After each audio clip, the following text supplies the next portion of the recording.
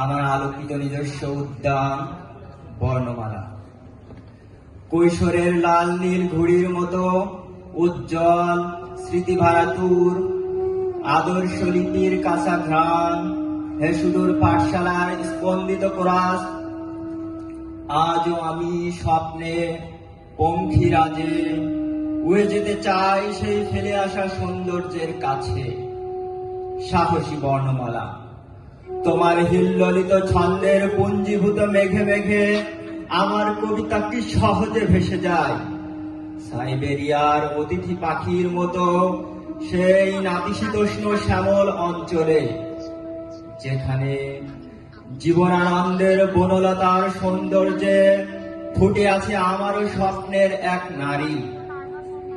ও আমার অন্তহীন উচ্চারণের মর্মর ধ্বনি, গুঞ্জরিত সবুজ অরণ্য, নাক্ষত্রিক উজ্জ্বল আকাশ।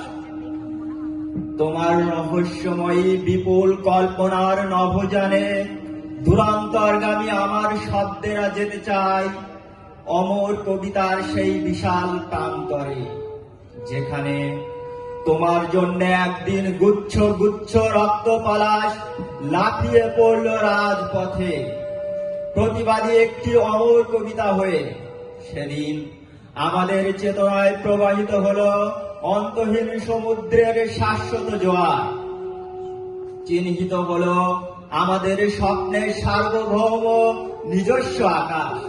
এবং আমরা প্রজ্বলিত অসংখ্য অগ্নিদণ্ডের ছায়ায় দাঁড়ালাম, পঙ্ক্তি হলাম একটি সাহসী কবিতা। তোমার সমস্ত শব্দের বিশালতা দিয়েও সেই মহান কবিতার একটি পূর্ণাঙ্গ পাঠ আজও আমি রচনা করতে পারিনি। অসমাপ্ত সেই কবিতার নাম অমর 21শে ফেব্রুয়ারি।